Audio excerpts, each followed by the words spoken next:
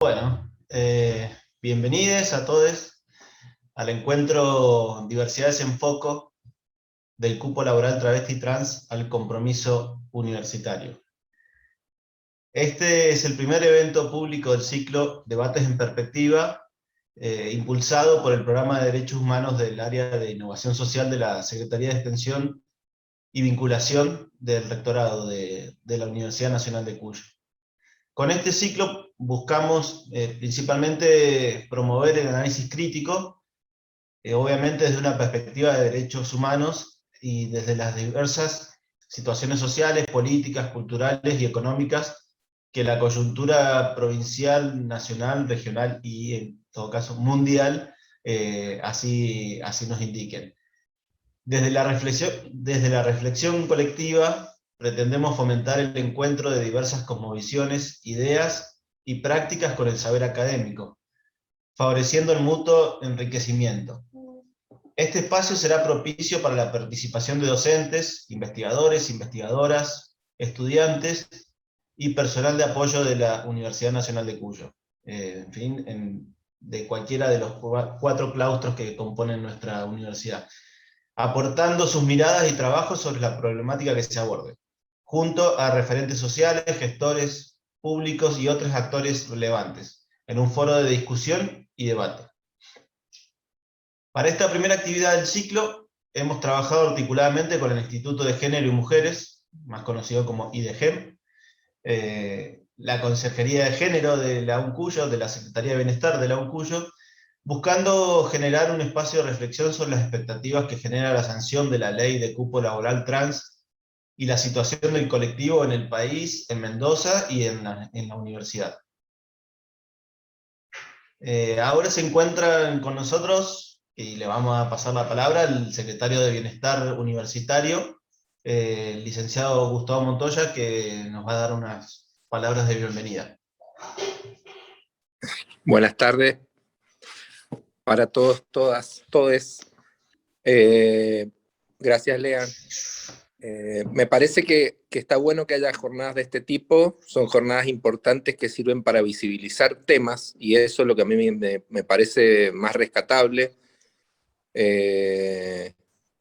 Son expositoras las que van a estar que creo que tienen una mirada y que nos pueden enriquecer nuestra visión respecto de estos temas.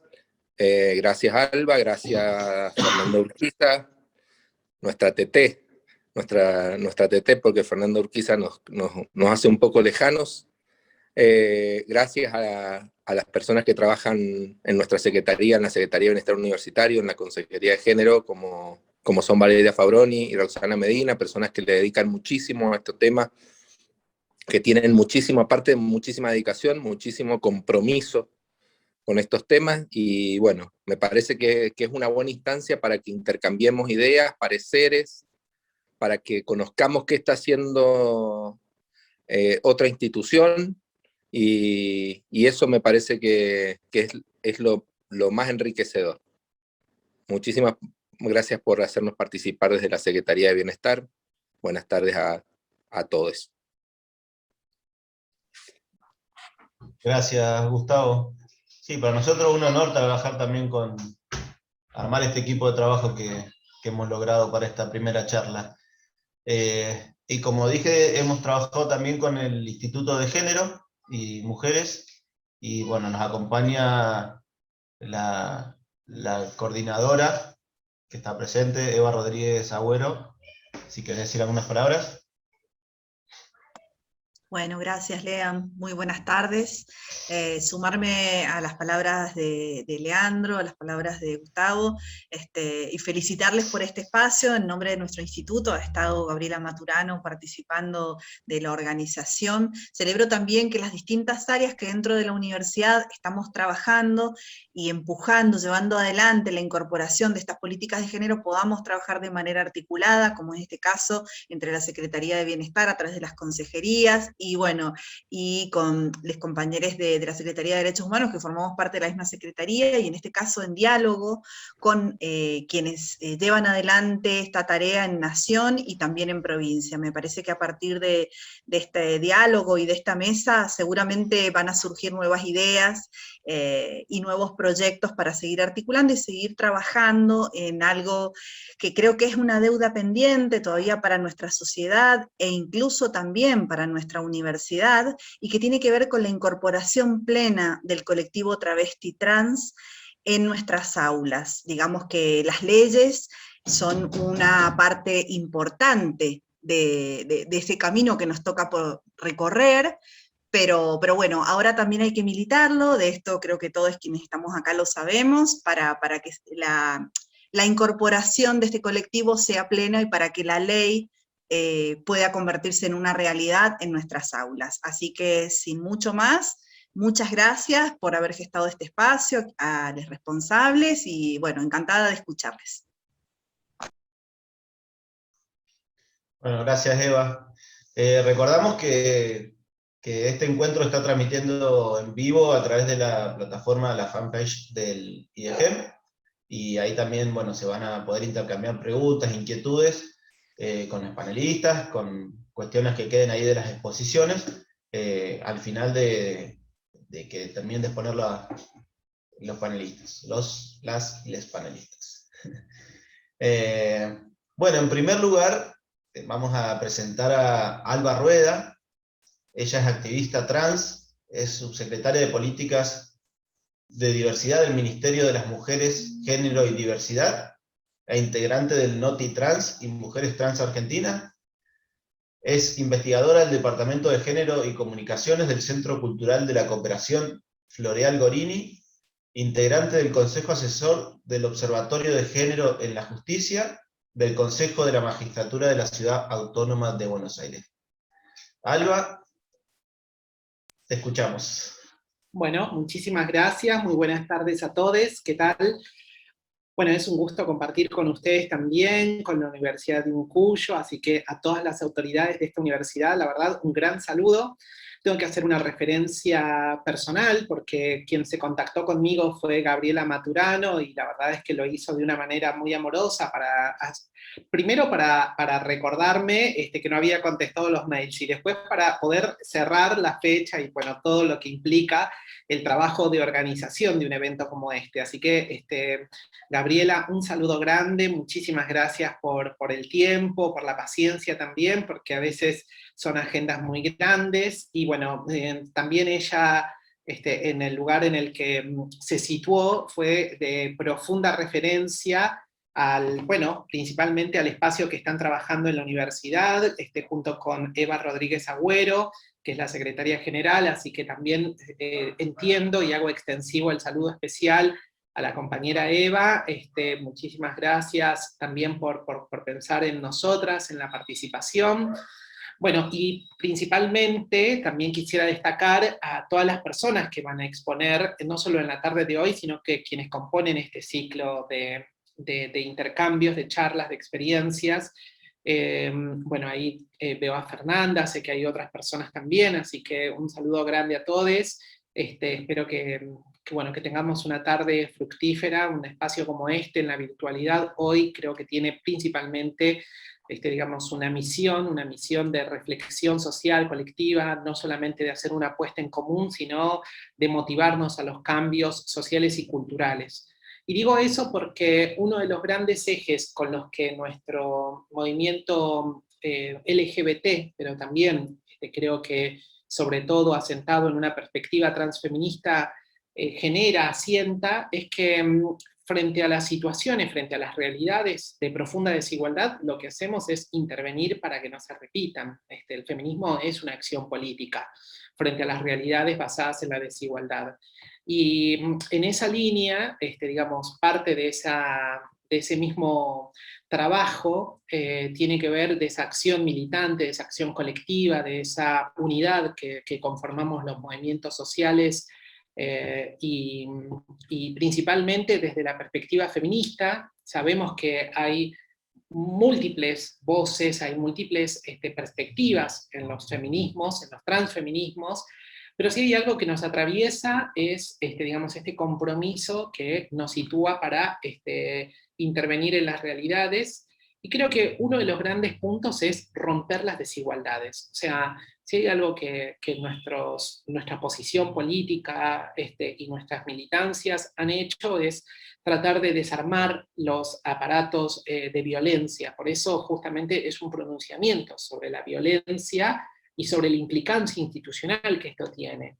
Y esta mención no es un dato menor, es digamos, un llamado a la acción, que creo que justamente se da a través de espacios como este, llamarnos a la acción, a una participación, pero sobre todo no para invertir las modalidades de violencia, sino para anularlas, que es justamente el compromiso feminista. El compromiso feminista no se trata de plantear nuevas jerarquías, se trata de anular esas diferencias basándonos en el criterio de igualdad. Y algo que se ha ido sumando durante estos primeros años, estos grandes, este siglo XX enriquecido de movimientos de mujeres, de un pronunciamiento de ocupar el espacio público, el espacio social, tener un pronunciamiento tan grande y transformador de nuestras realidades, tiene principalmente que ver, digamos, con situarnos también en una participación política, tiene que ver con una participación política que hable de igualdad y de equidad. Pero también, y acá viene quizás algo que hace a esta pluralidad de voces, implica también reconocer el activo rol de las personas travestis, transexuales, transgénero y del movimiento LGBT en un sentido más amplio dentro de la construcción social y colectiva. Esa mención no es un dato menor, porque primero creo que a veces se trivializan nuestras posturas y se dice, bueno, el movimiento LGBT, que es un movimiento exclusivamente social, y cada que estamos en una universidad, tantas veces se situaron y se citaron a lesbianas, a gays, diciendo, bueno, el filósofo, la feminista, la pensadora, y no poder decir que justamente son personas LGBT que piensan realidades basadas en las desigualdades heterosis-sexuales y que sobre eso se toman pronunciamientos explícitos. Me refiero, ¿no? Digamos, arqueológicamente seguramente podremos empezar a pensar a quienes tomamos muchas veces y utilizamos estas referencias para decir, bueno, por ejemplo, la pensadora Judith Butler dice que la performatividad, y es un pronunciamiento político que hace Butler, una filósofa lesbiana, y creo que hay que darle el carácter justamente de la diversidad, porque sitúa y problematiza el eje de la diversidad. Así como también lo hace Foucault, ¿cómo se entiende si no, digamos, toda la construcción, no sé, de la historia de la sexualidad, esos 3 tomos, o cómo se pronuncia frente a lo que es la historia de la locura, o el pronunciamiento que tiene respecto a su material bibliográfico para analizar los dispositivos de poder por fuera de la estructura de lo que implica un pronunciamiento sobre la heterosexualidad como régimen político, y esa referencia también es a otra pensadora lesbiana, como por ejemplo Wittig. Entonces digo, Rig, Wittig, Foucault, Butler enriquecen sin duda nuestros pensamientos críticos, y el posicionamiento latinoamericano creo que tiene un lugar dentro de esa historia, sin duda, sobre todo en los feminismos decoloniales, en los feminismos de los pueblos originarios, en los feminismos de las mujeres campesinas y rurales. Entonces ahí hay una voz situada, una voz que reflexiona sobre las desigualdades precoloniales, postcoloniales, y a partir de ahí de la instauración del modelo de Estado que genera justamente sobre todo una mirada binaria. Entonces la pregunta por cómo el Estado debe actuar frente, por ejemplo, a las desigualdades por motivos de géneros, sin duda es una realidad que está atravesada por una historia más amplia que lo que podemos hablar concretamente de la agenda de cupo trans, que es el motivo por el que se articula esta mesa. Pero digo, hay que hilvanar, y creo que el espacio universitario, si hay algo que promueve dentro de ese pensamiento crítico, es tener justamente ese pronunciamiento que hace a una desigualdad que tiene una batalla social, cultural, una disputa de escenarios mucho más amplia, y que sobre todo se pronuncia para anular esas relaciones de desigualdad. Digo eso porque principalmente en el movimiento travesti trans y las voces protagónicas de travestis y trans latinoamericanas y en Argentina tenemos una profunda historia sobre el movimiento TTT, digamos, y tiene que ver con Loana Berkins, con Amancay Diana Zacayán, tiene que ver principalmente también con Claudia Pia Baudraco, y creo que justamente esa cartografía que podemos hacerla con ese centralismo tan grande en nuestras agendas de la Ciudad de Buenos Aires, creo que se puede ir diseminando y bifurcando en todas las voces que constituyeron nuestros territorios, y acá viene quizás el otro anclaje, no solamente un pronunciamiento sobre las desigualdades, cuestiones que vinculadas a nuestras, digamos, a lo que hoy en el feminismo llamamos las intersecciones, que tiene que ver con las desigualdades racializadas, de clase, pero también a través de lo que es, digamos, la generización de nuestros cuerpos en nuestros territorios. Yo creo que allí se abren otras voces y principalmente podemos resituar a Loana no solamente como una pensadora que estuvo, digamos, gestando no solamente la categoría travesti en la Ciudad de Buenos Aires, sino una traviarca de Salta que migró por motivos de violencia y discriminación y que su referencia de pensamiento crítico tiene tanto que ver con justamente voces situadas dentro de lo que es la colonialidad y sobre todo nuestros territorios. Entonces creo que hay una nueva significación de las voces TTT, travestis transexuales transgénero, las voces trans, las voces travestis trans, que realmente llevan adelante otros espacios, otras voces, otros entramados, quizás un magma que se constituye y se configura por, digamos, un ámbito más, más invisibilizado, ¿no? Entonces creo que la acción que debemos darnos para visibilizar, digamos, las luchas sociales y colectivas, tiene un anclaje muy, muy grande. Y también dialogan mucho con las universidades, y dialogan mucho desde las universidades públicas en Argentina, y el gran rol, por supuesto, de que estas universidades se vean atravesadas no solamente por su anclaje territorial, sino por las múltiples voces que constituimos parte de esas universidades y de esos saberes. En ello se basa también lo que implica la ley de identidad de género, lo que fue la lucha por matrimonio igualitario.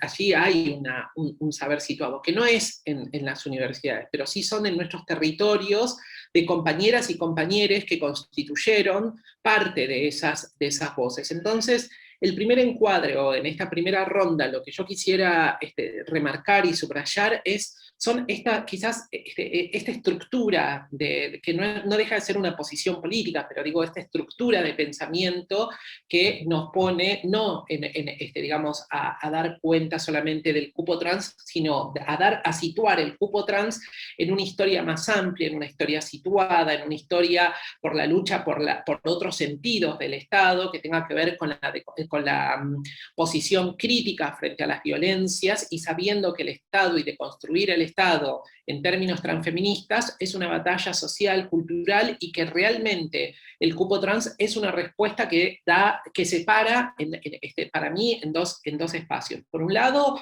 es una política de empleo en perspectiva de género y diversidad, es decir, es una política que viene a situarse frente a las desigualdades históricas del colectivo travesti trans, de la población travesti trans, para dar una respuesta desde una posición política. Por eso hago estas referencias, porque no todos los gobiernos han dado una respuesta a los movimientos TTT, a los movimientos travestis y trans. Principalmente creo que son gobiernos populares, por eso hablamos del 2010, del 2012, del 2015, con el cupo en la provincia de Buenos Aires, y del 2021, y el 2020 como dentro de la interrupción voluntaria del embarazo, la ley de los 1000 días, lo que implica la ley, digamos, de equidad en los medios de comunicación, y sobre todo, por supuesto, el cupo laboral travesti trans. Entonces hay que hilvanar no solamente aspectos de pronunciamiento del movimiento social y político, sino también en donde estos se sitúan como catalizadores de nuevas democracias, de nuevos sentidos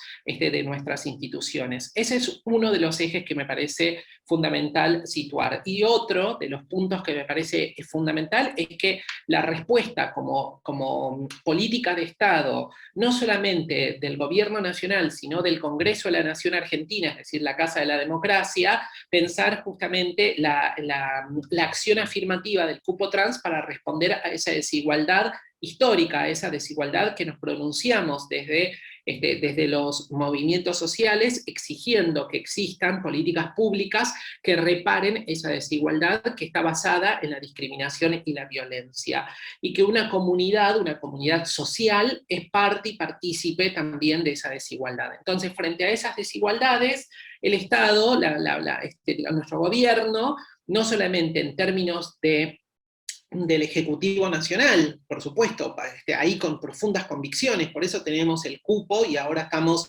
a días de celebrar el año del decreto de cupo trans, el decreto 721 del 2020, que el 4 de septiembre nuestro presidente de la Nación ha determinado que exista el cupo trans en el Ejecutivo Nacional como un fuerte pronunciamiento frente a esas desigualdades. Pero además de esto, por supuesto, podemos contar que en el Congreso de la Nación Argentina, desde el 24 de junio de este año, contamos también con la ley de cupo trans, y esto implica, por supuesto, un compromiso más amplio, un compromiso social, transversal, político en la Cámara de Diputados y de Senadores, para poder mencionar que el cupo es un logro social y político.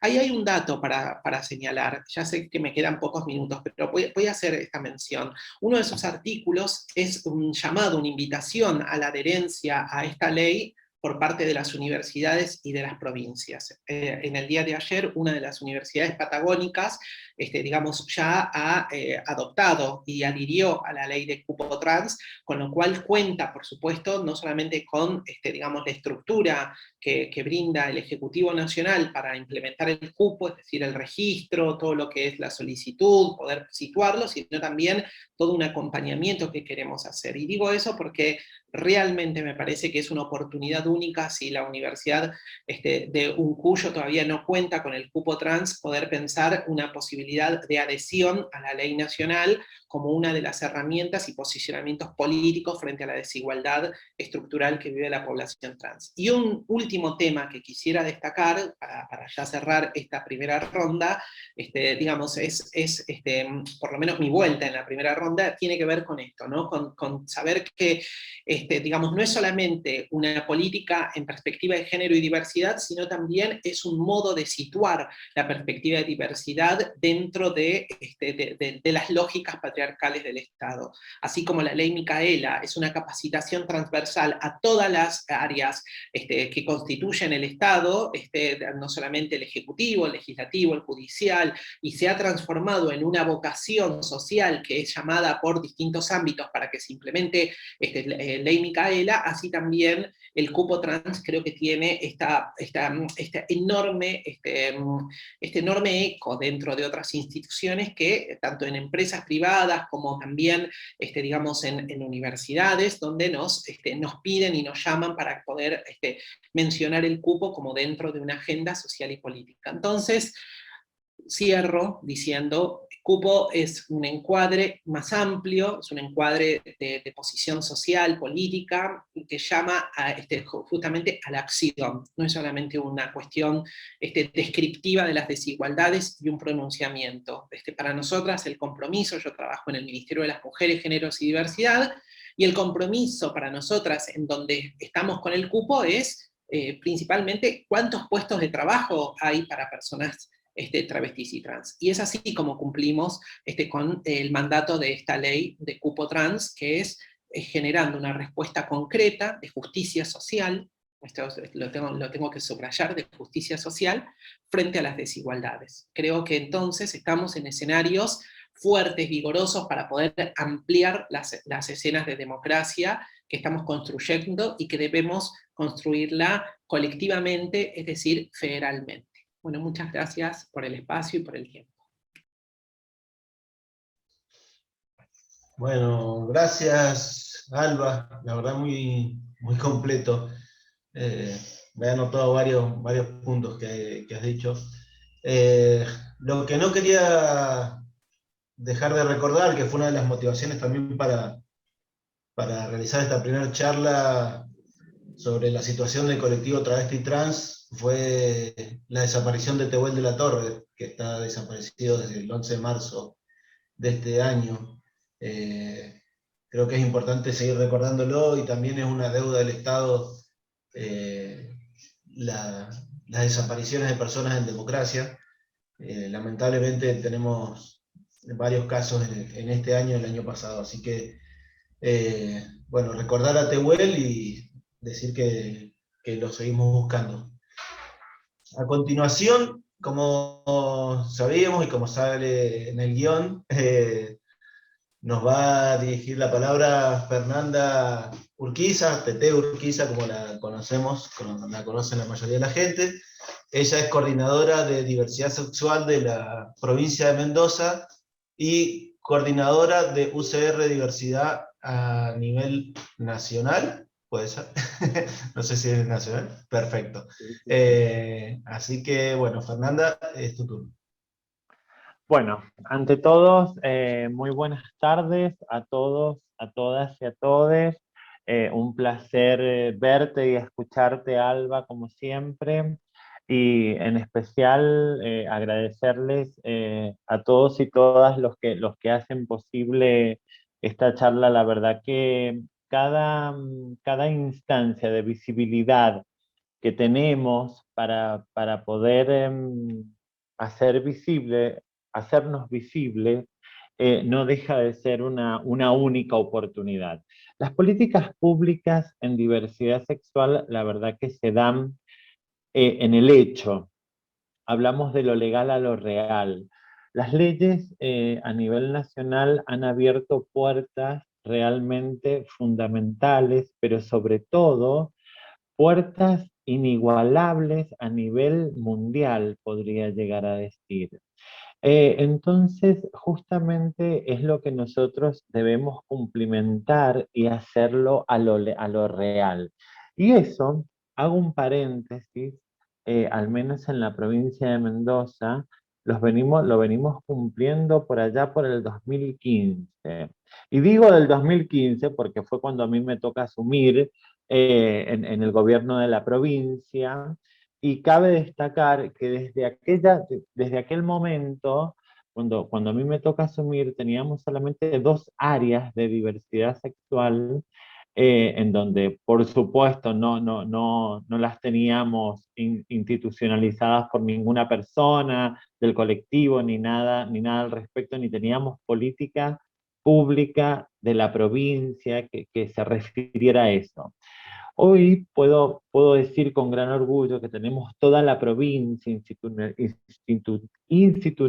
institucionalizada, y sobre todo con personas del colectivo trabajando. Entonces, con cupo o sin cupo, lo hemos venido haciendo de una manera real al respecto.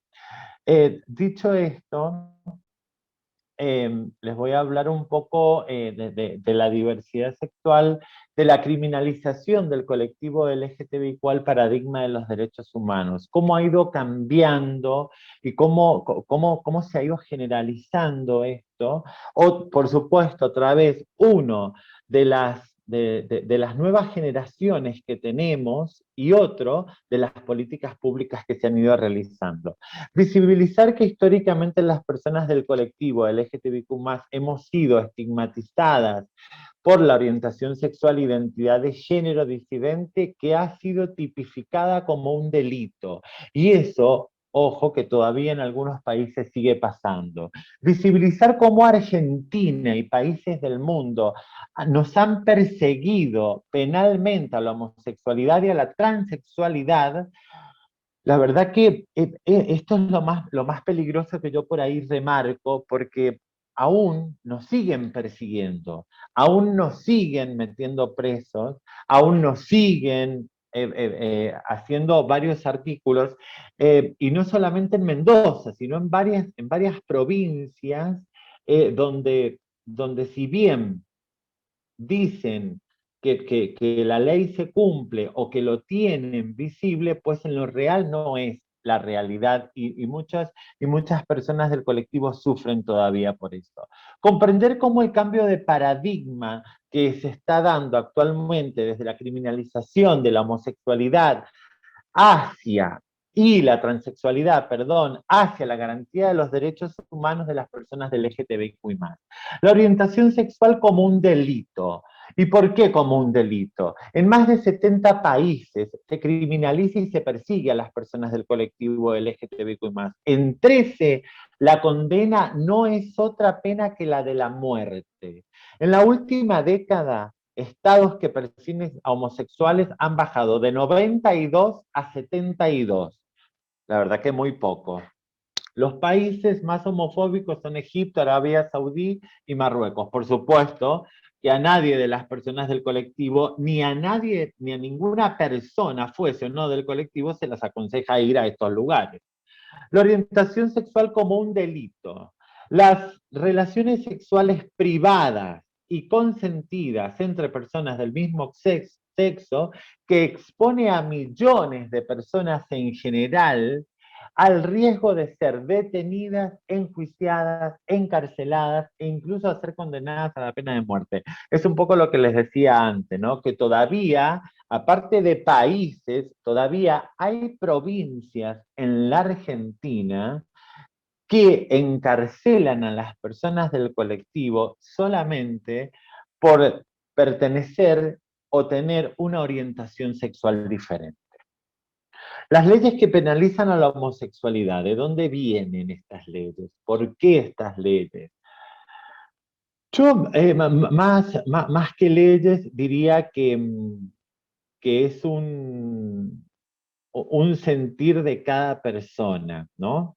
Cada persona, cuando no logra encasillar en un casillero a la persona hetero, a la persona cis, a la persona homosexual, a la persona bisexual, es ahí donde le empieza a hacer ruido.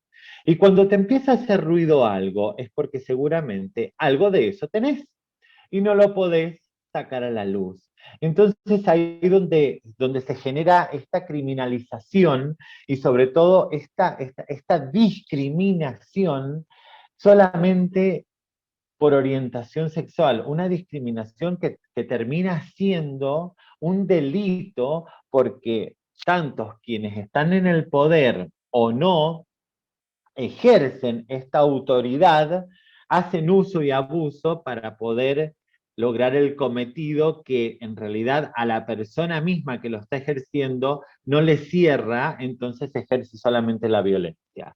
La criminalización del LGTBIQ en la Argentina. En los códigos contravencionales provinciales de la provincia de Mendoza, se condenaba a la homosexualidad y la transexualidad expresado de diferentes maneras. En Mendoza se derogaron los artículos que además de criminalizar y discriminar, se volvían inconstitucionales luego de la reforma de la Constitución Nacional en el 94, que incorpora a los derechos humanos. No es menor decirlo. Sabemos que Mendoza es una sociedad muy, muy conservadora y sobre todo muy patriarcal, pero creo que en estos últimos años hemos dado el salto de calidad, pero sobre todo de cantidad en lo que respecta a políticas públicas. Estos artículos eran totalmente sexistas porque relacionaban a ciertos sujetos sociales con ciertos actos delictivos. Así se derribaba directamente de su sexo, orientación sexual o identidad de género que determinaba una peligrosidad. Los códigos contravencionales en Mendoza.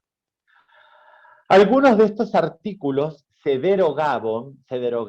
El artículo 54, que hablaba de la prostitución escandalosa y el homosexualismo de la mujer y del homosexual, no solamente de la mujer.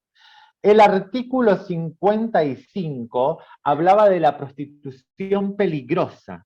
Y el artículo 55 bis hablaba de las ofensas a la decencia y la moralidad pública.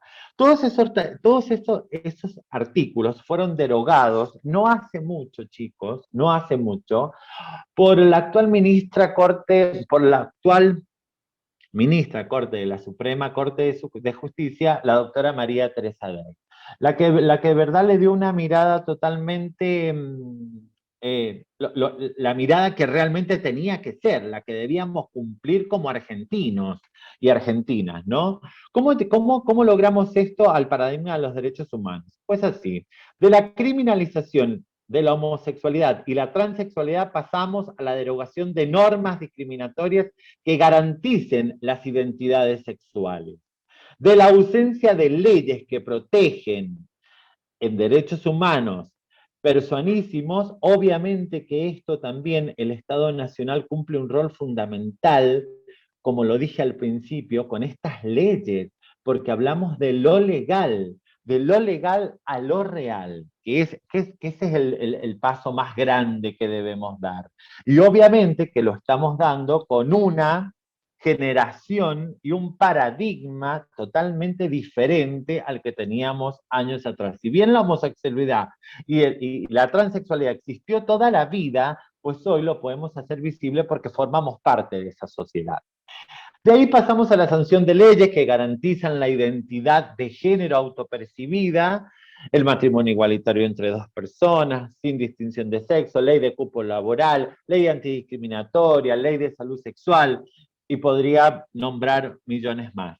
De la invisibilidad y la violencia por motivos de orientación sexual, identidad de género, homofobia, transfobia, pasamos a la imagen del crimen de odio como agravante de homicidio. En el artículo, es el artículo 80, inciso 4.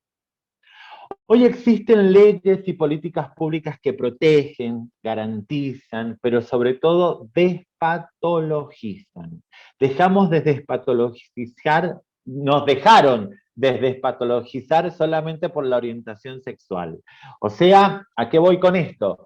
Que no necesitamos ningún psicólogo, ningún juez que sancione y diga, no, esta persona realmente es trans, no tenemos que demostrarlo. Y esto es gracias a la ley de identidad de género, que la ley de identidad de género habilita solamente a las personas solo con como se autoperciben y un trámite burocrático administrativo que dice solamente que la persona se llama Fernanda y se llama Fernanda, y así debe ser reflejado en su DNI.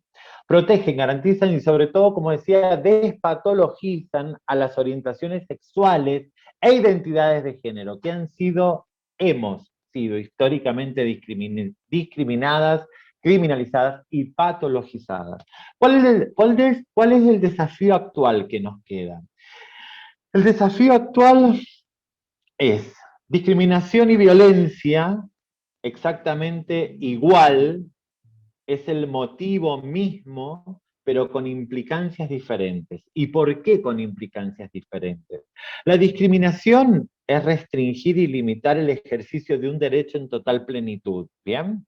Que nos ha pasado de por vida a las personas del colectivo. La violencia deriva del deseo de castigar a quienes se consideran que desafían la norma, entre comillas, la heteronorma cis. De eso es lo que hablamos. Sobre género, y se catalogan como actos de violencia por motivos justamente de género. En países donde ser persona del colectivo no es delito, la intolerancia se traslada a lo social, porque al no encasillar, lo que hablaba antes, al no poder encasillar a estas personas, se traslada justamente a lo social. Y en lo social es la discriminación con actos de violencia y sobre todo crímenes de odio. No es menor la figura de crimen de odio porque ha servido justamente para que una persona trans no muera en una cama de hospital y no sepamos por qué. Que realmente sepamos por qué. Muchas personas del colectivo mueren y nadie sabe por qué. Pues hoy podemos investigar y podemos tener una lógica del por qué mueren, del por qué nos matan. Y más allá del feminismo, que el feminismo, muchas personas del colectivo son feministas y muchas no, entonces vale destacar, vale hacer esa aclaración. Igual, la lucha feminista ha apoyado y sigue apoyando a la minoría sexual, en especial a las personas del colectivo, justamente para que esta lucha sea más equitativa y más igualitaria. Muchas gracias. Muchas gracias, Fernanda. También contundente tus palabras. No, me generan mucho más interrogantes ahora. Bueno, ahora es el turno de la Consejería de Género, que también es una de las patas de esta organización. Así que le damos la palabra. Van a presentar ellas el informe de la historia de implementación de la beca de identidades plurales y acompañamiento a la comunidad trans universitaria. Creo que Valeria va a hablar en esta etapa. Bueno, Valeria. Bueno, buenas tardes. Voy a primero un poco contextualizar desde dónde vamos a hablar con Roxana, porque bueno, está claro que desde la vivencia no podemos como tal vez aportar demasiado porque somos dos personas cisgénero. Después tenemos de invitada a Gaby González que va a poder hablar desde ese lugar, pero sí vamos a poder presentar nuestro trabajo desde la universidad, como hemos ido trabajando en función al colectivo, y también, bueno, poder mostrarles, ha sido como el primer año que hemos podido sistematizar el trabajo que venimos haciendo hace varios años en la universidad, bueno, con algunos datos y alguna información, bueno, que va a dar cuenta también del compromiso universitario, como que ahora nos vamos a centrar bien en el trabajo que nosotras hacemos, que tal vez no es representativo a toda la comunidad de la universidad, sino solamente las que llegan a la Consejería de Género y a la Dirección de Acción Social, que son donde trabajamos con Roxana. Nosotros vamos a presentar una pantalla que hemos preparado para que puedan ir visualizando. Ustedes me dirán si se logra ver.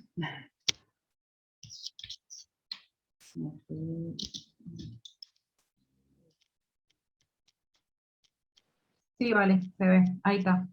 Voy a dar la primera parte porque se ve. Ajá. Bien. Acá estamos. Está. Bueno, un poco les vamos a contar, como decía Leandro, la historia de la implementación de las becas de identidades plurales y también el acompañamiento que hemos realizado a la comunidad trans. Yo pertenezco a la Consejería de Género, que somos parte de la Secretaría de Bienestar, y Roxana pertenece a la Dirección de Acción Social, también parte de la misma Secretaría. Tenemos como una fusión, digamos, al momento de realizar estos acompañamientos. Bueno, ahí Roxana les va a comentar un poco sobre el surgimiento y una reseña histórica para ubicar cómo hemos ido trabajando esta temática en la universidad. Bueno, hola, buenas tardes. Primero agradecer por la invitación y agradecer también por los aportes que nos han brindado las dos disertantes, así que bueno, gracias por los aportes. Bueno, un poco para contextualizar acerca de la beca, que se denomina Identidades Plurales, es una beca que se empezó a trabajar en el 2015, le empezamos a pensar desde el nombre, desde cómo iba a ser esa implementación, y en el año 2016 se da el inicio, digamos, formal a la beca, y por supuesto que la beca va de alguna manera en consonancia con la ley 26743 sobre identidad de género. Por lo tanto, tal como mencionaba recientemente Tete, parte, digamos, de la beca no requería ninguna documentación acreditada, ningún informe psicológico, ni ninguna intervención quirúrgica que diera cuenta, digamos, de la identidad autopercibida. El objetivo de esta beca, que surgió un poco en un contexto en el que empezábamos también a construir aquello que se denominó el programa Mujeres Libres, y en ese contexto empezó a surgir la necesidad de una beca específica en la Universidad Nacional de Cuyo tenemos becas específicas para otras poblaciones particulares, que son para personas de pueblos originarios, para personas con discapacidad, para personas que residen en zonas alejadas a la universidad y está la residencia, pero en este caso justamente se empezó a trabajar sobre una beca específica para personas trans. Desde ahí donde surge el objetivo que tenía que ver con visibilizar, con acompañar y con sostener las trayectorias socioeducativas de estudiantes trans, posibilitando el acceso y la permanencia en la universidad. Y en este contexto, al año siguiente, en el 2017, empezamos a elaborar el reglamento justamente que tenía que ver con darle como ese marco de mayor amplitud y un marco de mayor transparencia y legal también en la universidad. Ahí vale, si quieres continuar con el acompañamiento. Bien. Bueno, más allá de que la beca es un... ya la Roxy les va a comentar, digamos, ha ido como muy en consonancia también con el surgimiento de la consejería, que si bien nosotras trabajamos otras temáticas, esto lleva consigo, digamos, no solo un aporte económico, sino también un acompañamiento en el caso, digamos, que sea necesario.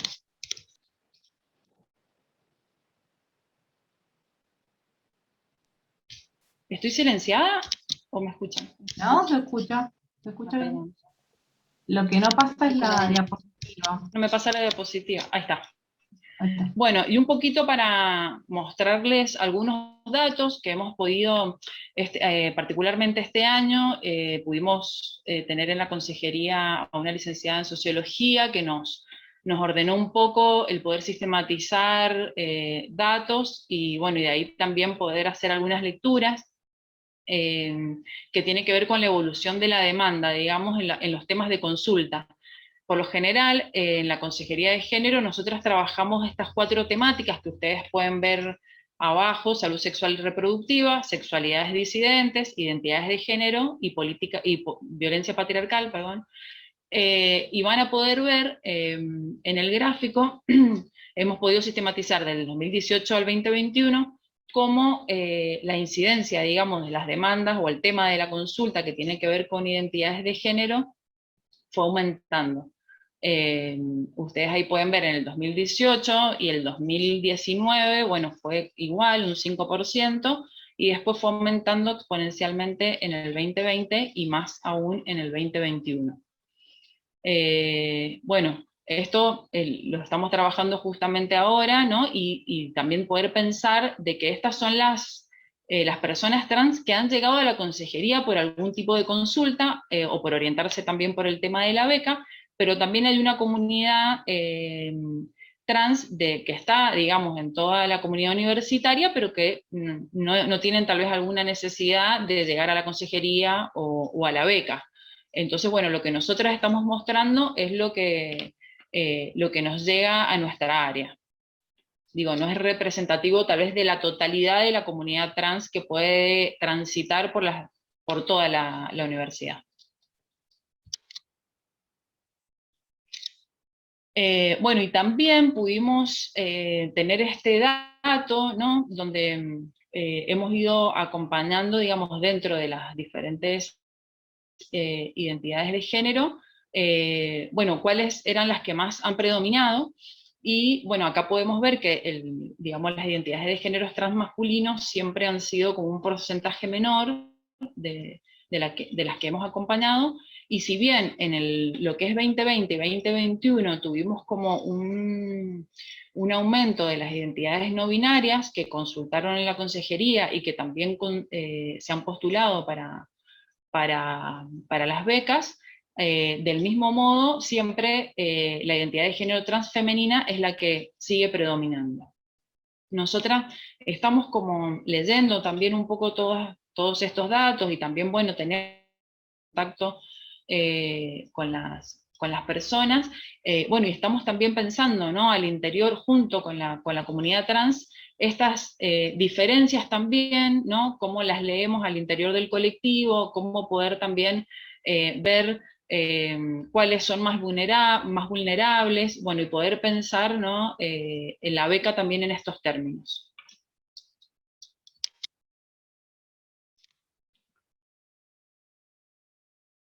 Bueno, un poco para contextualizar acerca de la beca, la idea un poco también es explicar acerca de cuáles son las características de esta beca, la beca de entidades rurales, la cual consiste en un monto económico,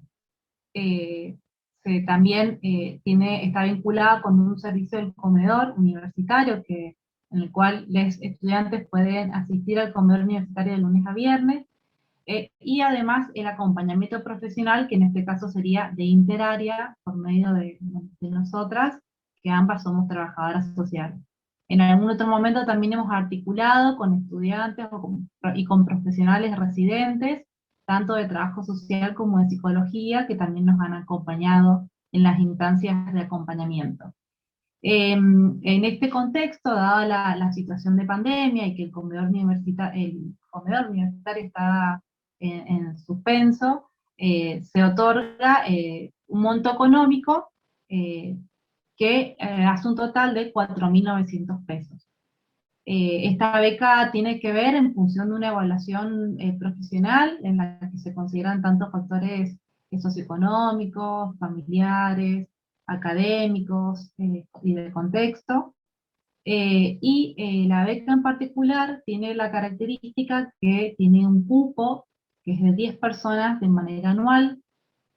En los primeros años de la beca, que enseguida lo vamos a ver por medio de un gráfico, pero me adelanto un poco a contarlo, el cupo nunca se había completado en su totalidad, y este año ha sido significativamente interesante la demanda que ha tenido la beca, y también, bueno, responde a que hace 5 años que viene transitando y que va teniendo cada vez mayor visibilidad, donde el boca en boca también es clave.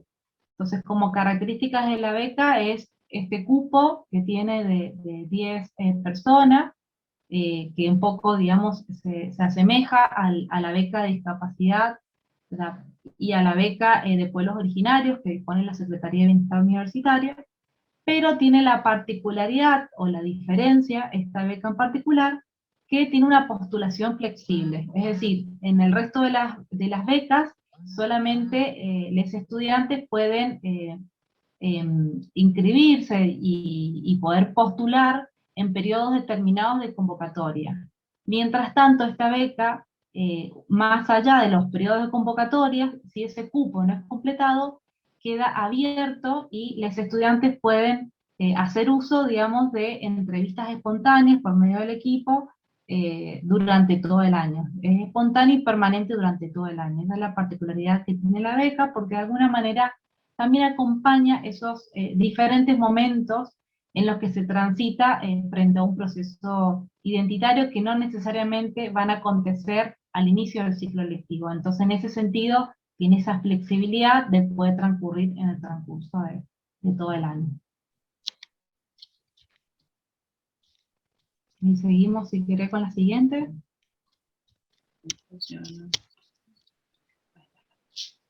Bien.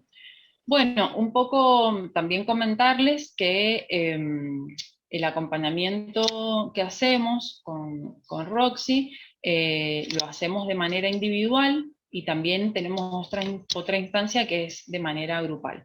En relación al acompañamiento individual, que obviamente tiene que ser solicitado por el estudiante, lo hacemos a través de un equipo interdisciplinario. Nosotras en la consejería, bueno, estoy yo como trabajadora social, pero también tenemos una psicóloga y una abogada. Entonces, bueno, según también la necesidad, hacemos este tipo de acompañamiento.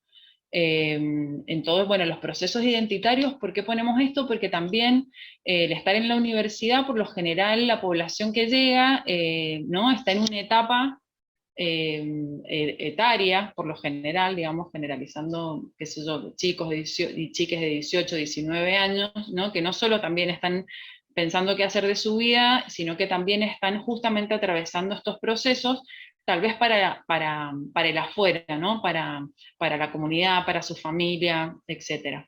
Entonces, bueno, hacemos esos acompañamientos individuales con los estudiantes. También hacemos, bueno, todo lo que tiene que ver con el asesoramiento y la orientación para la postulación de la beca, como decía Roxana. Esta beca, la particularidad de esta beca es que pueden acceder en cualquier momento del año, no solo en la postulación inicial. Entonces, bueno, hacemos entrevistas, hacemos ese acompañamiento, informamos al estudiante de qué se trata, y también, bueno, acompañamos lo que tiene que ver a las trayectorias socioeducativas y académicas, ¿no? ¿Por qué? Porque, bueno, a veces esto empieza como a ser también un obstáculo, ¿no? El poder integrarse a una carrera universitaria que no es fácil, y todos los nexos que tienen que ver con la unidad académica específica de la cual depende el estudiante. Así que bueno, esos acompañamientos por lo general los hacemos desde la consejería, y cuando tenemos la postulación o la necesidad del estudiante de ingresar a la beca, coordinamos directamente con Roxana y la Dirección de Acción Social. Eso sería como la parte de acompañamiento individual. Bien, y también tenemos un dispositivo que tiene que ver con ese acompañamiento grupal. Y un poco la intención es poder acompañar esa inserción institucional que se va dando.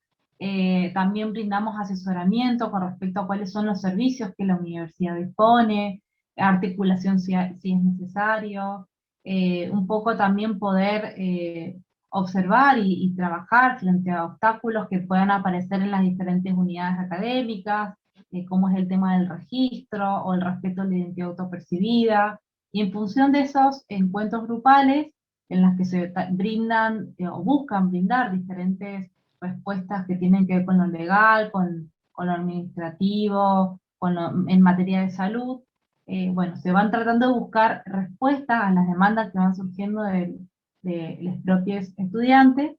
Y a su vez también mencionar que tiene una característica muy particular esa instancia en la que también es abierta.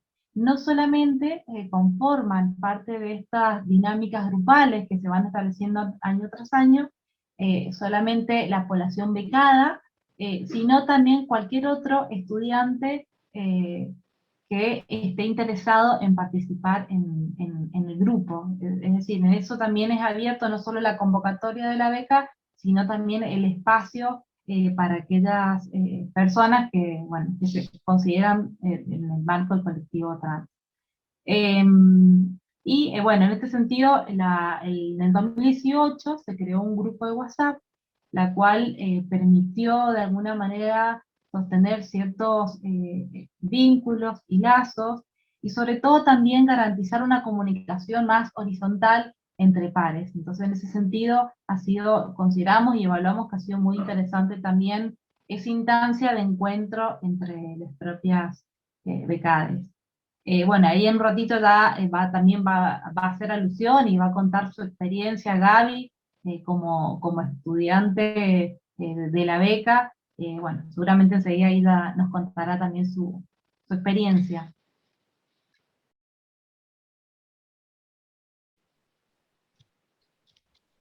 ¿Vale? Si quieren pasar. Ahí estamos. Bueno, otra de las aristas con lo que trabajamos muy articuladamente son con diferentes redes institucionales que fuimos coordinando, ¿no? para también el acompañamiento de los estudiantes, tanto adentro, digamos, de la universidad, como afuera. Porque bueno, ustedes sabrán que también nosotras tenemos como un margen acotado, ¿no? Porque somos como un equipo pequeño del cual nos consulta, digamos, toda la comunidad universitaria, incluso las escuelas escuelas secundarias que dependen de la universidad.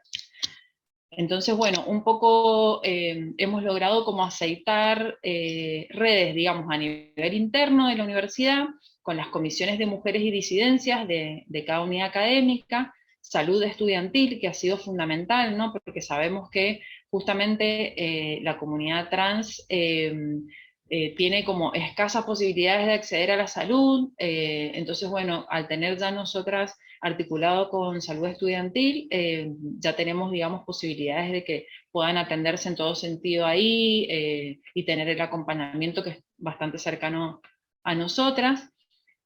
Bueno, las áreas de género de las diferentes unidades académicas, algunas unidades tienen áreas de género, otras todavía no.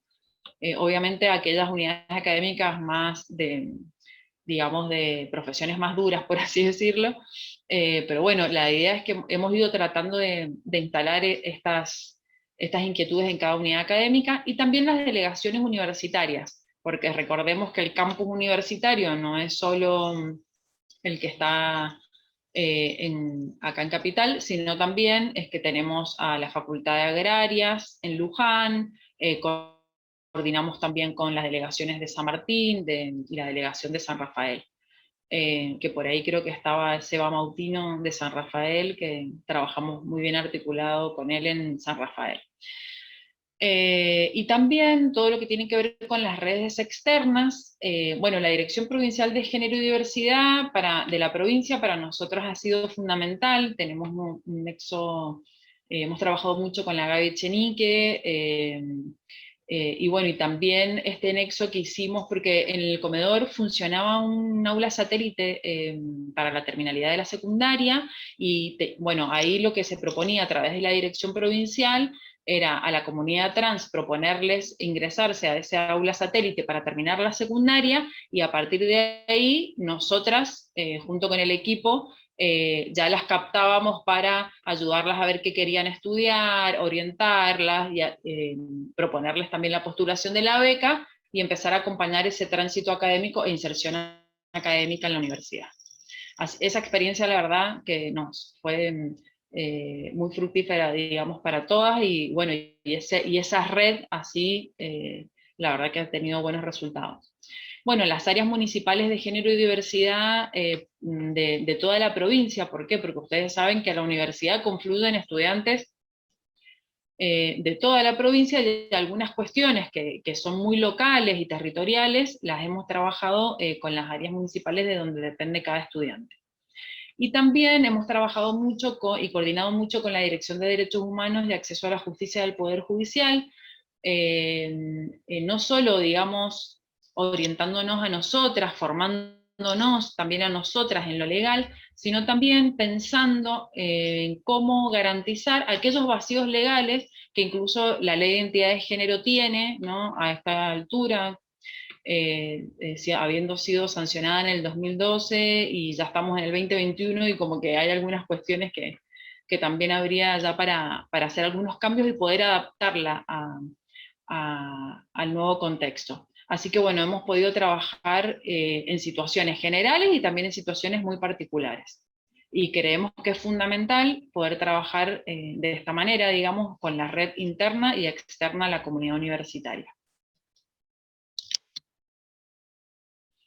Bueno, un poco nosotras pensamos en algunas acciones que hemos ido trabajando en este tiempo, dentro, digamos, de la comunidad universitaria, y podemos nombrar, bueno, algunas cuestiones que tienen que ver con la Ley de Identidad de Género en los ámbitos administrativos, ¿no?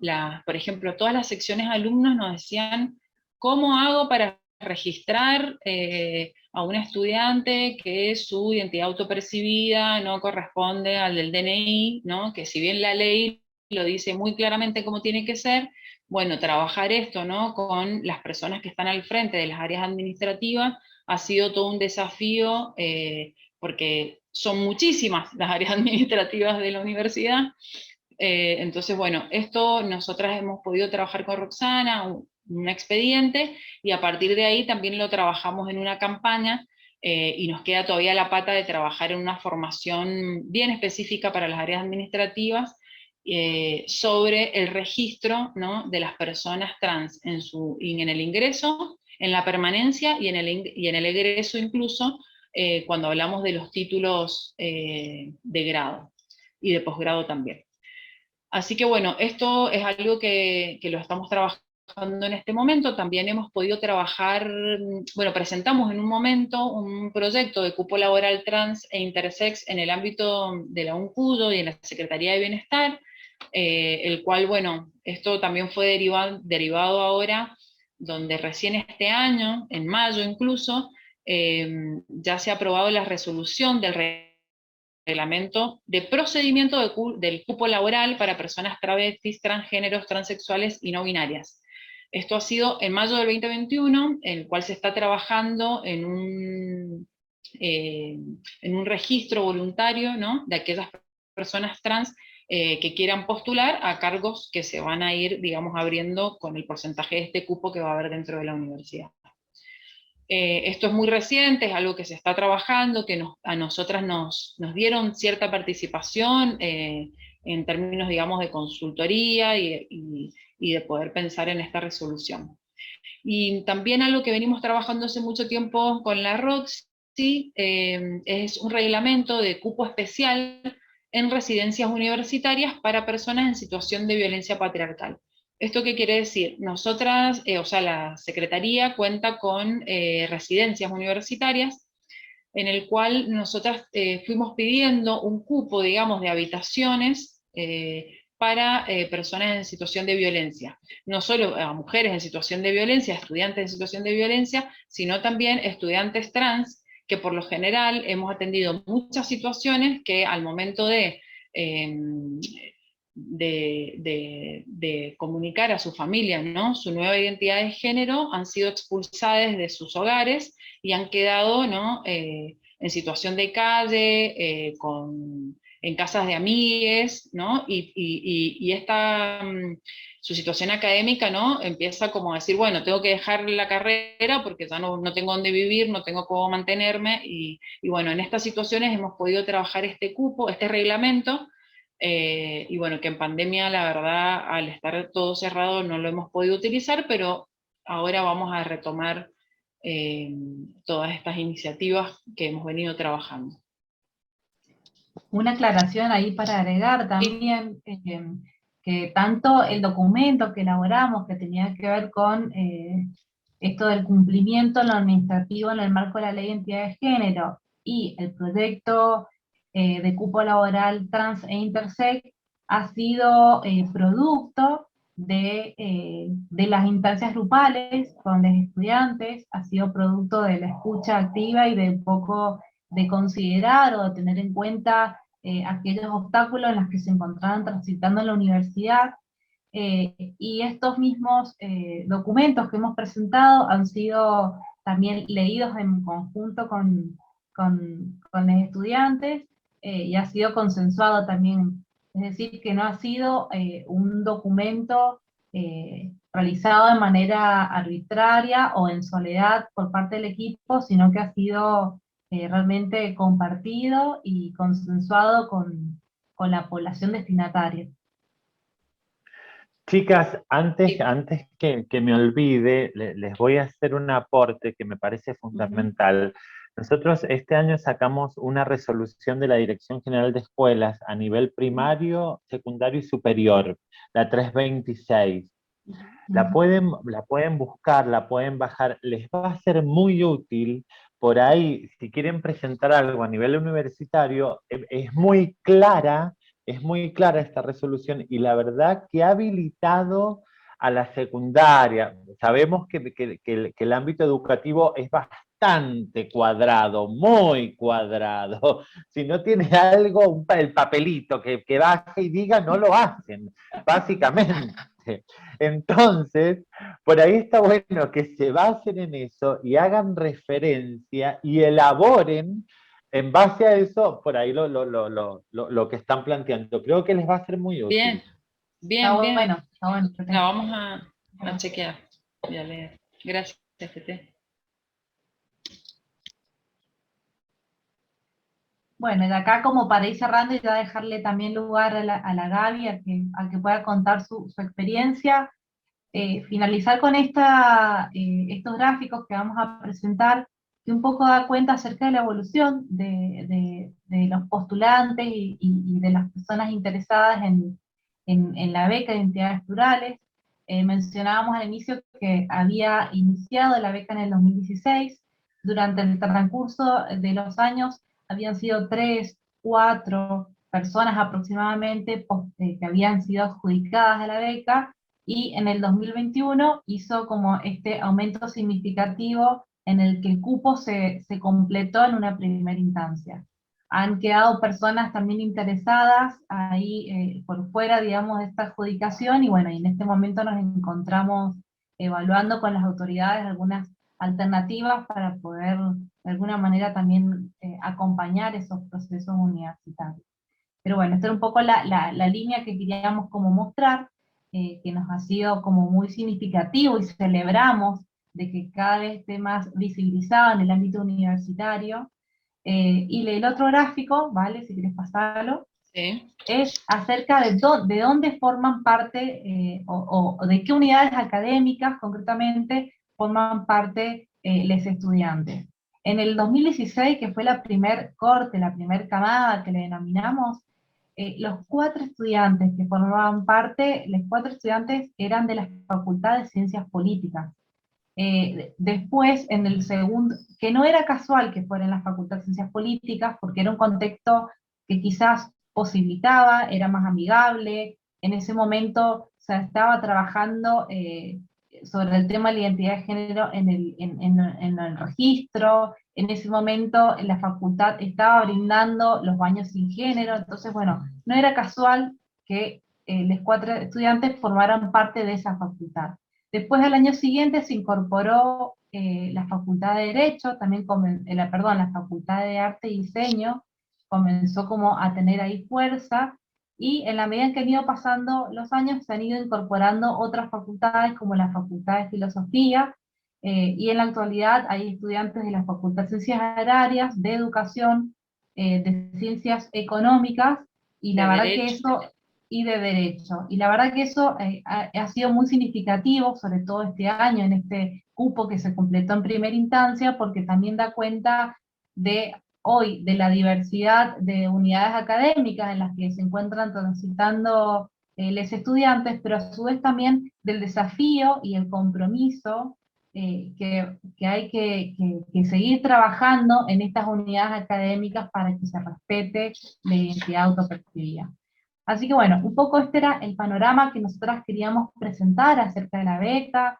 Estamos acá disponibles a las consultas, a las preguntas que puedan surgir, pero sí ahora le habilitamos la palabra a Gaby. Gaby, ¿estás ahí? Ahí la presentamos. Sí, sí. Bueno, vamos a presentar a Gaby González. Ella es una persona intersex de la carrera de la Tecnicatura en Producción Audiovisual de la Facultad de Filosofía y Letras. Sí, buenas tardes a todos, a todas y a todos. Bueno, me presento, yo soy Gaby, represento también a una organización que se llama Orquídea Intersexual, y digamos trabajamos en ese sentido en relación a los derechos humanos de las personas intersex. En el 2018 me incorporé en la beca digamos, de identidades plurales, y bueno, a partir de ahí empecé a recorrer mi camino junto a compañeros en el tránsito universitario, y que bueno, pudimos ir, digamos, intercambiando nuestras experiencias con los compañeros, y bueno, de ahí también surgió esta propuesta que mencionan las chicas sobre digamos, un cupo dentro de la universidad que permita a las personas poder ingresar también en el ámbito de trabajo. Creo que fue una de las primeras instancias también que tuvo, digamos, empuje, luego de esto de que, gracias a Dios, se ha promulgado, digamos, y está en ejercicio la ley de cupo laboral, que la verdad es un gran avance, digamos, para nuestro país, el poder ampliar derechos en este sentido.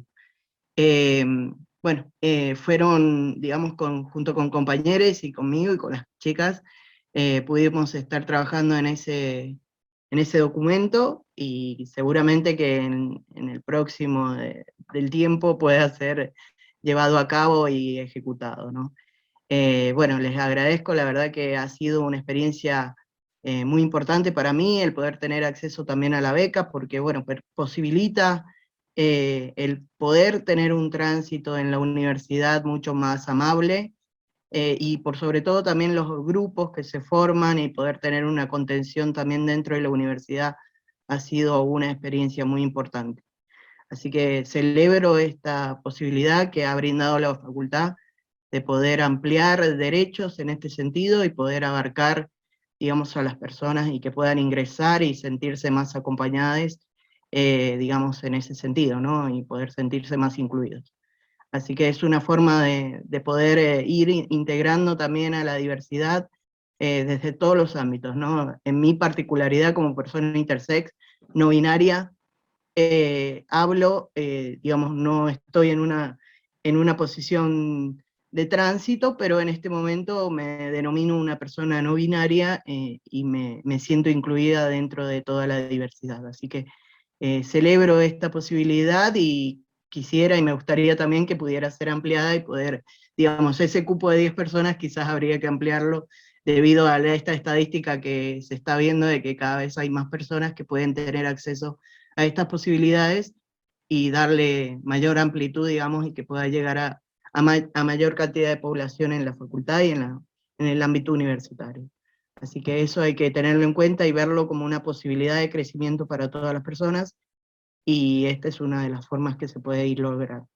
Les agradezco a todos y la verdad que es un espacio muy amable de poder compartirlo y les agradezco. Gracias, Gaby.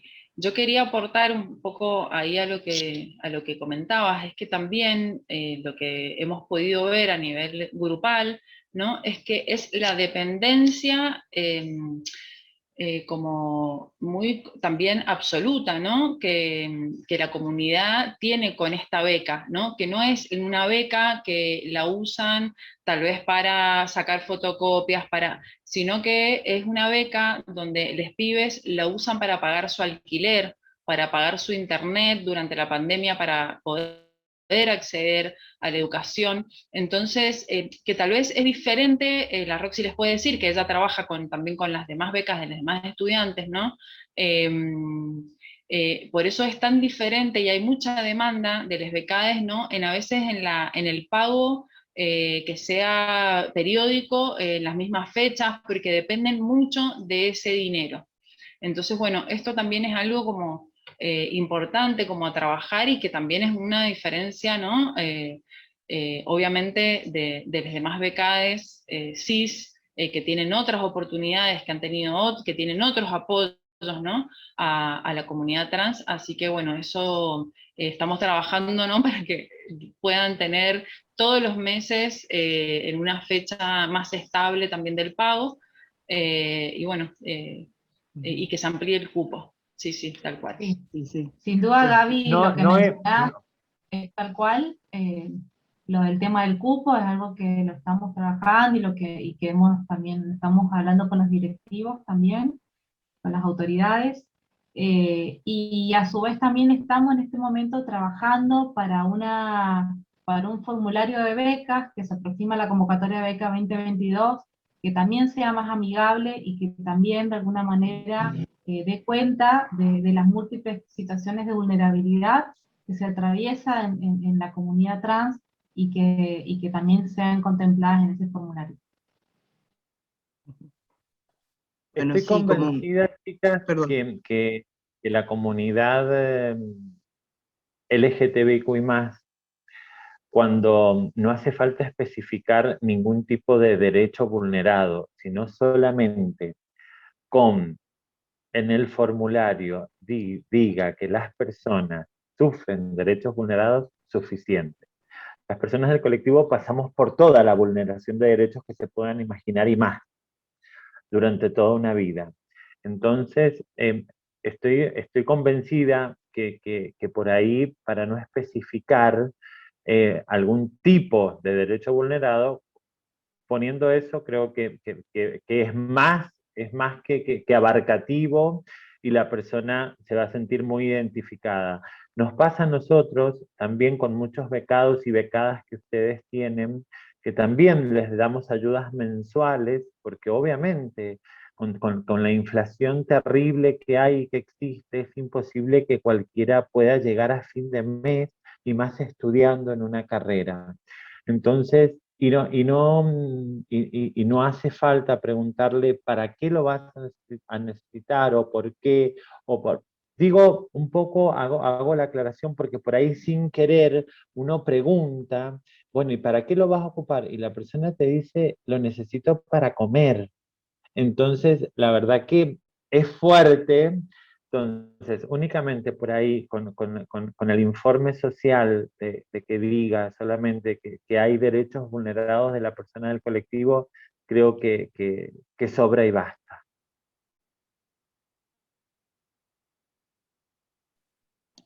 Sí, más en esta situación también de pandemia y como se viene atravesando, digamos, la comunidad ha atravesado múltiples situaciones aún más, digamos, degradatorias de su propia dignidad, ¿no? Entonces esto también hay que repensarlo y ver de qué manera podemos construir y abarcar mayores derechos para las personas, ¿no? Bueno, hablo desde una vivencia en la cual he transitado vulneración de derechos de mis 20 días de vida, por bueno, haber sido intervenida y múltiples situaciones en las cuales no haber conocido la realidad de mi corporalidad y que fue vulnerada en espacios médicos específicamente. Así que bueno, totalmente de acuerdo. La verdad que te siento hablar y las personas que pertenecemos a la diversidad, creo que no hace falta explicarnos demasiado, solamente con escucharte y verte, ya sé el sufrimiento que pasaste y sobre todo las cicatrices que quedan, que deben ser reivindicadas justamente por el Estado. Así que te agradezco por el testimonio, porque no cualquiera se atreve a hablar de su testimonio y en vida y en primera persona. Es difícil porque suena a revictimización y la verdad que lo que menos queremos es justamente esto. Les agradezco a todos, la verdad, la oportunidad y poder estar presente ha sido un lujo para mí, compartir con todos esta experiencia y cada uno que tiene una sabiduría especial, ¿no? Así que les agradezco. Bueno, se dio sí, un aplauso para todas, todos y todes. Se dio automáticamente abierto el espacio para el intercambio, que es a veces lo que más me gusta a mí en las charlas, quitar un poco la institucionalidad y que la gente participe libremente, ¿no? Así que, como dije, está abierto el espacio para intercambiar más ideas. No sé si Eva, vos querías decir algo más. ¿Tenías algo para No, decir? simplemente nada, escuché atentamente, me parece que es un muy buen comienzo para el ciclo. Agregar solo una cosita, que desde la Red Universitaria de Género, que ustedes saben que es una de las redes incorporadas al CIN, se viene trabajando hace un tiempo con el Ministerio de las Mujeres, Género y Diversidad y con el Ministerio de Educación, para poder incorporar lineamientos que integren la perspectiva de género y diversidad en los sistemas de información universitarios. Esto significa que cuando alguien se inscribe en una carrera, tenga la opción, no solo masculino o femenino, sino un abanico bastante más amplio para poder autodenominarse, lo cual no es un detalle, tiene que ver con todo lo que las compañeras han explicado antes, pero también tiene que ver con poder contar con datos certeros de cómo está compuesta nuestra comunidad universitaria y poder sobre eso elaborar políticas de género en nuestras universidades con perspectiva de diversidad. Simplemente comentar estos lineamientos ya están, y ahora las distintas secretarías académicas del sistema universitario van a empezar a incorporarlo. Gracias, nada más que eso. Es muy bueno eso, es muy bueno. ¿Y sabes de dónde vas a sacar esos datos? De las mismas personas que te lo digan. Porque vos a la persona le preguntás el nombre y la persona misma te dice, me llamo tanto, me llamo tanto, me llamo tanto y soy tanto. Es de ahí de donde se sacan los datos, de cómo la persona se autopercibe y cómo se quiere que la llamen. Tal cual. Y también un poco lo que queríamos tal vez con la Roxy comentarles en función de lo que ha surgido en la grupalidad con la que trabajamos en la universidad, es también como pensar en identidades de género cuáles están más oprimidas. No sé si es así lo que quiero decir, pero un poco se generó la discusión, ¿no? Bueno, pero el trans masculino tiene una expresión de género aceptada en diferentes espacios, no así la trans femenina, ¿no? Que su expresión de género es más disruptiva, y no así la persona no binaria. Digo, esta discusión también se está dando como dentro del colectivo. No sé si a Alba o Tete nos pueden contar, o Gaby, ¿no? Si esto es algo que ustedes también lo vienen discutiendo, pensando. Alba, si querés, yo podría hablar también, pero me gustaría vos también por ahí que lo digas más a nivel país. Sí, pero prefiero no reaccionar a este comentario. Me gustaría mejor reaccionar al comentario de Eva acerca del tema sobre los sistemas universitarios. Te agradezco, Eva, la mención. Es un laburo que venimos desarrollando desde el año pasado. Estaba compañeras del CIM, había compañeras del INDEC, del Ministerio de Educación, y principalmente, por supuesto, dentro del Ministerio de Educación, de la Secretaría de Políticas Universitarias, y estuvimos nosotras trabajando en ese documento que vos hiciste mención. Lo presentamos también recientemente. Me parece que es un documento muy sólido porque busca integrar a los sistemas de información universitaria no solamente los lineamientos en torno a lo que son las categorías, sino también concretamente lo que implica un abordaje desde la perspectiva de identidad de género. Y esto hago esa mención porque, entre otras cuestiones, me parece que hay un montón de otros ejes que se pueden situar, que tiene que ver principalmente con las categorías situadas temporalmente, digamos, sobre lo que es nuestro recorrido. A lo que me refiero es que la categoría no busca, digamos, niveles de exhaustividad que tengan que ver con cerrar categorías, sino justamente la posición que hemos desarrollado durante todo este tiempo, transfeministas, lo que buscan es corrernos de esas ontologías, de esas metafísicas que hablan de la división de sexo-género, que tanto daño nos hicieron, y más bien situarlas en perspectiva histórica y decir, en este momento contamos con estas categorías que son la expresión de los máximos acuerdos políticos, culturales y metodológicos. Y en concreto, de aquí en adelante, incluso existen, digamos, en la propuesta que elevamos, otros tipos de modos de identificar. Primero, hay una pregunta abierta, y segundo, prefiero no contestar. Y creo que justamente esto es lo que queda abierto también respecto a la categoría de la X, del uso de la X en el decreto 476, que ustedes sabrán, no solamente tiene que ver con personas no binarias, sino también para aquellas personas de género fluido o aquellas que prefieren no contestar a géneros, pero también personas que prefieren no contestarle al Estado cuál es la categoría de sexo. Y esto, por supuesto, tiene que ver con hacernos eco de la ley de identidad de género. Digo eso porque me parece que en términos sustantivos, más que ver las cuestiones vinculadas a si hay disputas o no sobre las categorías de identidad o quién vivió la opresión y todo esto, me parece como pensar más bien en términos sustantivos las políticas públicas y universitarias. Creo que tenemos una oportunidad histórica como para poder establecer justamente lo que implica una mirada desde los lineamientos que veníamos trabajando. De hecho, en los lineamientos vamos a encontrar digamos, gran parte de ese recorrido también teórico que hacía mención cuando pude digamos, expresar las primeras líneas. Y me parece que es eso, ¿no? Que es una construcción social, colectiva, que tiene que ver con políticas universitarias, que tienen que, sobre todo, identificar trayectos universitarios de recorridos de personas LGBTIQ+.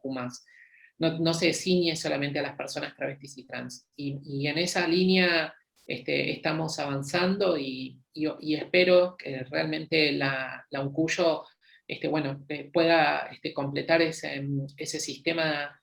Creo que para el año que viene vamos a contar con información por primera vez de recorridos universitarios de población LGBTIQ+.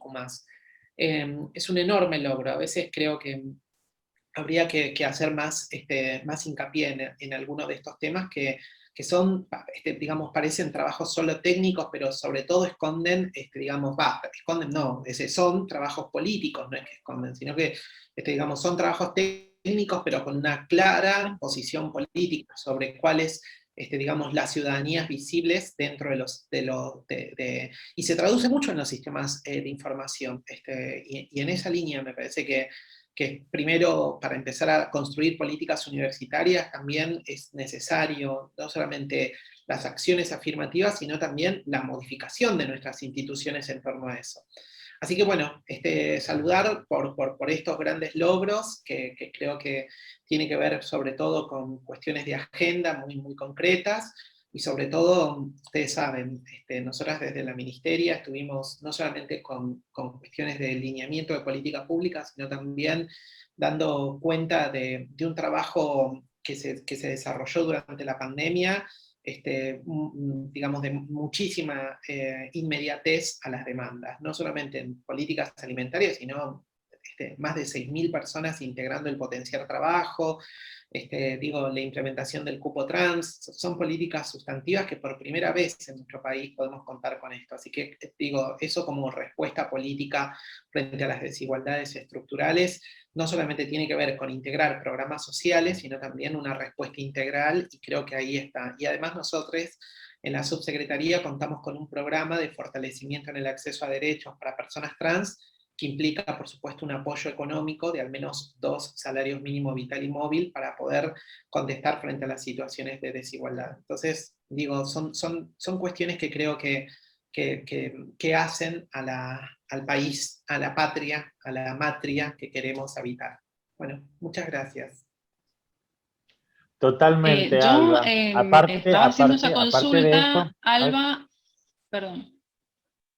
Perdón, no, le quería nos agregar a pisamos. Alba, aparte del acompañar, del potenciar y de esto, también existe el acompañar, que no es poca cosa, en donde también muchas personas del colectivo se han incluido, y también son respuestas económicas, en donde la provincia hace los seguimientos por ahí correspondientes para que realmente el programa sea beneficioso y sea productivo para la persona, porque tampoco le podemos generar, en este caso por ahí, una ayuda económica a la persona sin las herramientas necesarias para que la persona lo pueda realmente aprovechar de la manera correcta. Entonces, es cierto que son políticas públicas concretas y claras, en donde cada provincia, más allá del color político, que influye muy poco en esto porque es transversal, es una realidad que lo tenemos, y la verdad que lo debemos aprovechar al máximo, porque no sabemos si lo vamos a volver a tener.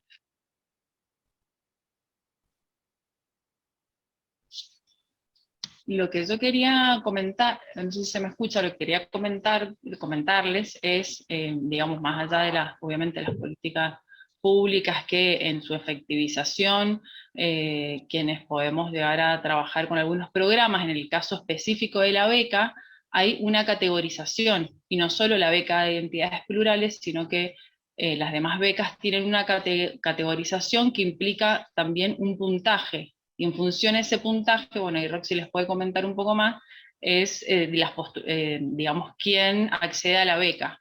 Por eso te preguntaba, porque dentro de la grupalidad de las becas de identidades plurales se dio esta discusión, ¿no? Porque si habría que tener un puntaje diferente cada tipo de identidad de género.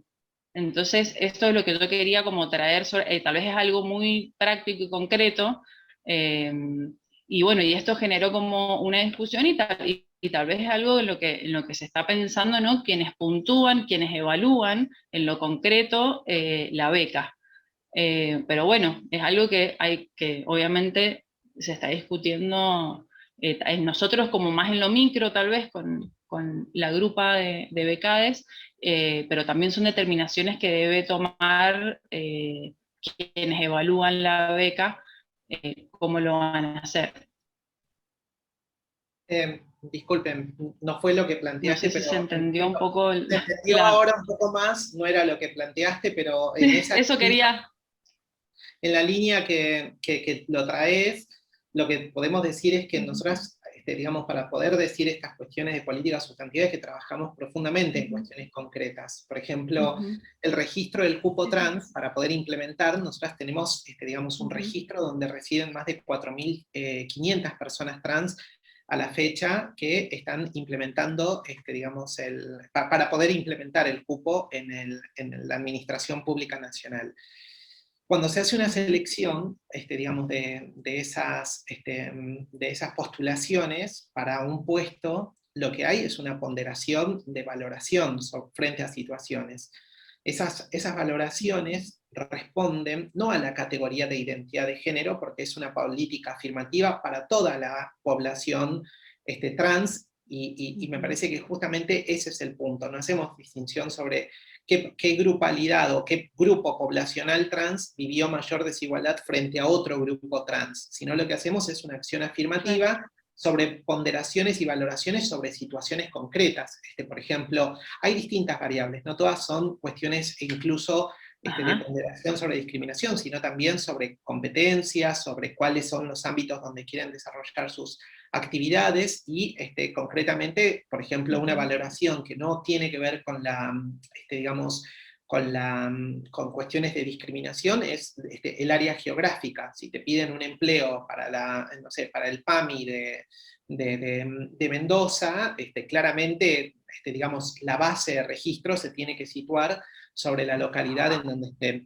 Entonces, hay variables que se pueden poner en valoración, por ejemplo, el tema del traslado, no sé, estoy pensando, ¿no?, en los traslados, las situaciones que se inscriban dentro de la vulnerabilidad, pero que la vulnerabilidad está basada en ponderaciones que no hacen a la categoría de identidad en una acción afirmativa, sino más bien en esto a otras que son, digamos, no sé, si tienen hijes a cargo, si tienen, cuáles son sus responsabilidades familiares, si sostienen un empleo, si no lo hacen, en qué turno lo hacen, no sé, como incluso hasta la postulación misma, ¿no?, la descripción frente a la postulación. Estoy hablando en el aire, no conozco la herramienta, pero simplemente quiero traer, digamos, cuestiones que hacen quizás no solamente a la cuestión de la discriminación, sino también a otros encuadres que hacen más a la localización, a los trayectos de vida, Sí, sí, sí. Me parece que va un poco en torno a eso. No es lo mismo vivir en la otra cuadra de la universidad. No, yo lo planteaba como una duda, digamos, como... Desde Godoy Cruz hasta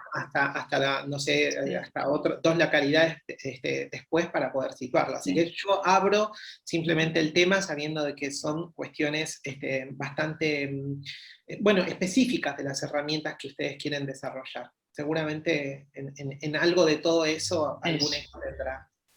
Muchas gracias. Genial, Alba, nos viene buenísimo tu aporte, porque sí, lo que en realidad le estábamos debatiendo o poder puntualizar era como identificar aquellos indicadores de vulnerabilidad. Desde ahí donde surge quizás un poco la pregunta que te hacía Vale, así que está buenísimo el aporte y te agradecemos un montón.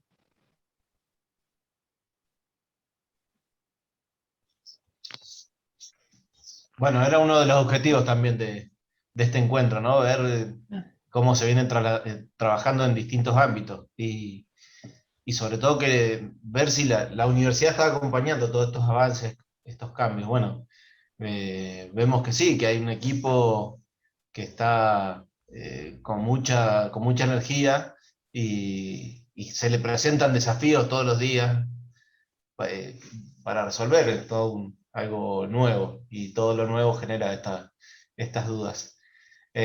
No sé si alguien más tiene algún aporte, alguna duda para hacer, alguna consulta. Las personas de la diversidad somos personas que desafían la lógica y desafían la norma. Entonces siempre va a ser un desafío para quienes estén en organismos públicos o privados, porque nunca nos van a poder encajar en la norma justamente. Esperemos, y soy una convencida de que esta nueva generación que tenemos ya viene con el chip totalmente instalado, en donde van a ser quienes esta norma la puedan cambiar. Muchas gracias, chicos. Bueno, muchas gracias Fernanda, muchas gracias Alba, Vale, Roxana, también Gaby por tu testimonio, la verdad, mucha valentía. A las chicas del IDGEM, a todo el equipo de la Secretaría de Bienestar Universitario. Ahí Gustavo se va con un reclamo de aumentar el cupo para las becas, así que agradecemos su presencia, transmitir el saludo de Mauricio González, el secretario de Extensión, que bueno, se complicó, no pudo participar, así que transmitirle sus saludos y bueno, nosotros con Rodrigo agradecerles y estamos muy felices de haber concretado el primer encuentro. Ya les llegarán las invitaciones para los próximos encuentros de debates en perspectiva. Así que nada, muchas gracias y bueno, a seguir luchando por más derechos.